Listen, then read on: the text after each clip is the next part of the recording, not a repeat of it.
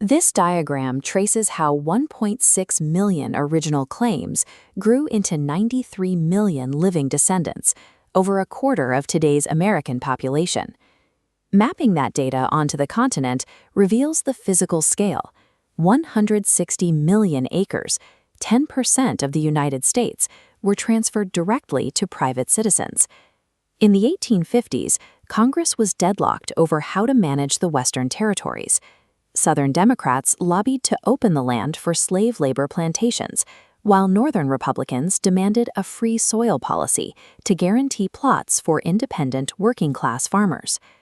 That legislative roadblock vanished in 1861 when the Southern states seceded from the Union. With the opposition gone, President Abraham Lincoln signed the Homestead Act of 1862 into law. The 1862 Act offered 160 acres of surveyed land to any loyal adult. To keep it, the applicant simply had to live on the plot and improve it for 5 years. The United States government used the promise of free land as a strategic tool to socially engineer a loyal, non-slave-holding population across the western frontier. This certificate shows the first step in the proving up process, the official application. To start the claim, a settler filed their intent at a regional land office and paid a minimal $10 bureaucratic fee. This family, posing in front of their sod structure, illustrates the harsh physical reality of the law. To meet the 5-year improvement requirement, settlers had to construct permanent dwellings and maintain active crop cultivation. Because the law did not strictly require applicants to be native-born men, the eligibility rules opened land ownership to single women, European immigrants, and religious refugees, including Russian Jews and Syrian Lebanese Muslims. Congress expanded this access during Reconstruction. The Southern Homestead Act of 1866 explicitly allowed Black Americans to apply, enabling newly freed citizens to claim land and build independent wealth. The promise of property ownership triggered a massive influx of people. This rush culminated in chaotic events like the Oklahoma land runs, where thousands of riders raced on horseback to stake their claims.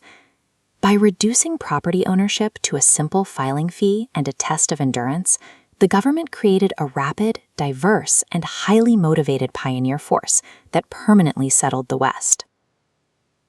The legal framework of the Homestead Acts relied on the specific premise that these 160 million acres were empty, unowned wilderness free for the taking. This image of a Native American camp captures the pre-existing civilization on what the government called free land. These 160 million acres were already actively inhabited by indigenous nations. The law specifically excluded these original inhabitants. Native Americans were barred from filing their own land claims under the 1862 Act unless they legally renounced their tribal citizenship and severed all relations with their people. The United States government used the 1.6 million homesteaders as a de facto occupying force.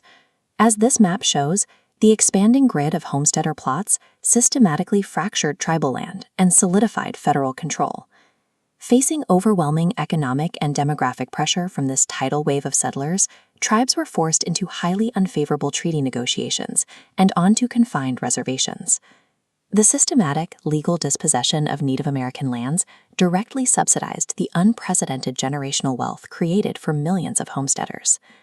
By the early 1900s, the geography of the giveaway hit a wall. All the prime, low-lying land near rivers had been claimed, leaving only the arid expanse of the Great Plains. To maintain the pace of settlement, Congress passed the Enlarged Homestead Act of 1909.